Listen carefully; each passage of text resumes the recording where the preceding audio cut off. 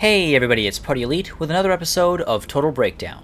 This one was submitted by Ease, who leads his Greenskin horde against Wælslehat's Warriors of Chaos. I'm probably pronouncing that incorrectly, I apologize.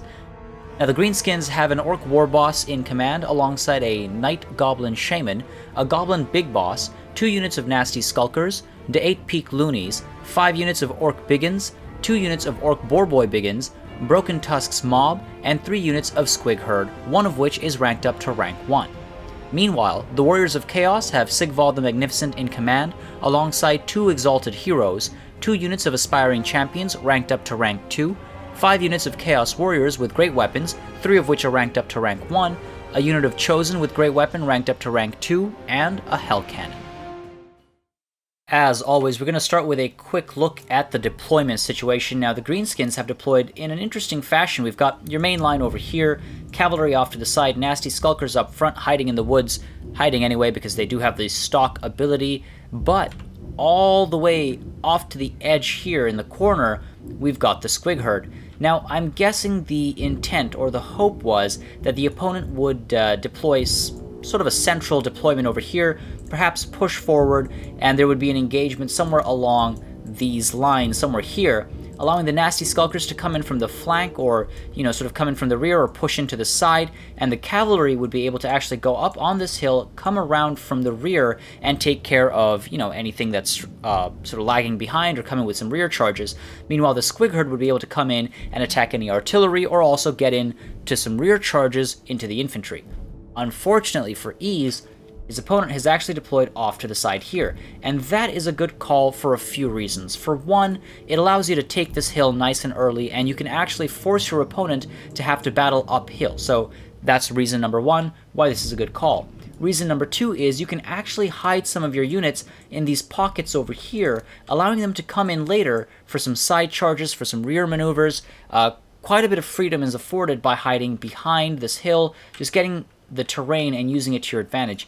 And finally, this swampy terrain is really not ideal for infantry. Large units don't suffer any penalties when fighting in the sort of swamp and marsh terrain, but infantry, which is what this army largely is composed of, they have a hard time. They get some debuffs when they're in this swamp or the marshes.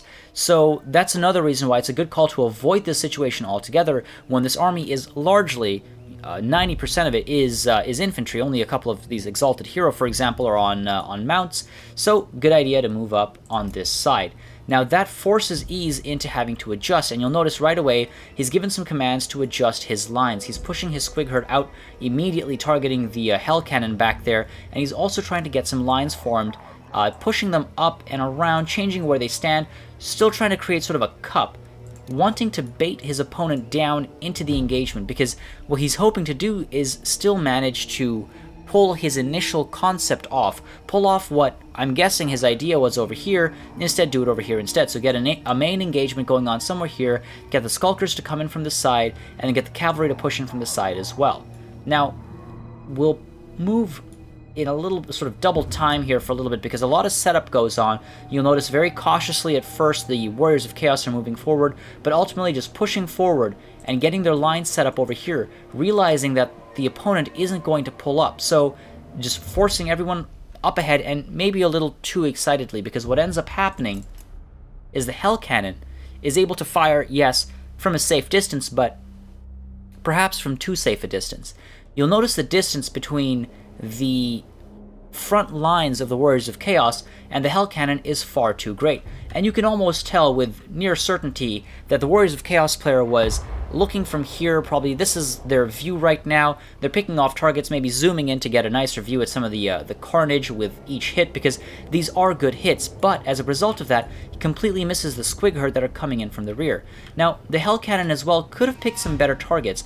I mean, yeah, doing a decent amount of damage to these Orc Biggins, but it was very possible to cause a fair amount of damage to all of these units clumped up together as they are, or even spread some of the damage around. For example, right now, these 2 units are clumped up, so targeting them right now would have been a good idea, or, again, just spreading some of the pain so that when lines ultimately meet, each of these units are a lot worse off compared to who they're paired off against. So, honestly, the Hell Cannon could have been used a lot more efficiently, and even now, when the Squig Herd dive in, it's really too late to get any use out of that Hell Cannon. These guys to return back here and help any one of these units would take 10, maybe 12, maybe 15 seconds even to get back here. By then, the Hell Cannon would already be completely taken care of, if not, you know, largely useless. That's, I think, 1,200 points completely wasted. All they did was damage one unit. They could have spread some of that hurt out, caused a lot of damage to these, Broken Tusk Mob or the Orc Boarboy Biggins just by focusing on them when they were charging up. And now,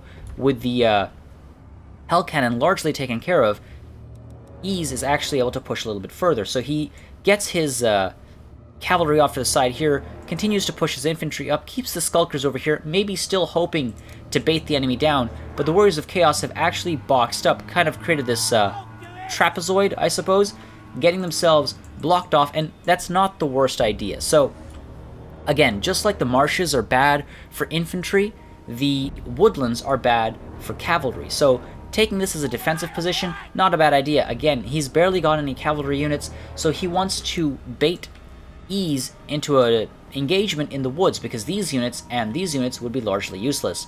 On the topic of useless, you'll notice the Hell Cannon already taken care of. That thing is destroyed and gone. So no more artillery support, and that artillery support could have been extremely helpful as this battle goes on. So now a full charge command goes down. Ease, I guess, has lost patience. Doesn't have any need to stay back anymore. He has the full surround, basically got an encirclement going on, so he pushes in from all sides. Now, a couple things to keep in mind. The Boarboy Biggins and Broken Tusks Mob, they're all targeting the same unit here. And you'll notice a good Itchy Nuisance goes down while everyone's coming in. So just a sidebar here, the Itchy Nuisance was pretty well timed. Could have waited a little bit longer for these engagements to begin, but overall it was pretty good time. Now, back to the Orc Boarboy Biggins. They were all issued a charge to the same target, and that's a bit of a problem for a few reasons. For one, they're all going to clump up, right? And when they clump up, they slow down. And they're going into a forest anyway, so they're going to be slowed down by the woods as well. So the clumped up order, the charge into one unit, is sort of a micromanagement issue. They're probably grouped up is my guess, so they're all being ordered into one unit. They clump up, they lose a lot of their potential, and good call cyclo-charging them though, pulling them away and then pushing them back in again and again. Meanwhile, we've got, of course, Sneaky Stabbing going down here as well. A huge coverage there. Basically, all of these units getting Sneaky Stabbing, but these Squig Herd really should have been pulled back as well. Squig Herd do not have good melee defense, especially when their ability pops off, so it's a good idea to keep them cyclo-charging just like the Orc Boarboy Biggins were kept cyclo-charging as well. Also, these Skulkers here, these nasty Skulkers, aren't doing anything. So it would have been really good to spread these lines out, make sure each of these units is getting some work done, or even pulling those Skulkers back and around and having them help the against the Chaos Warriors, or help in this engagement over here.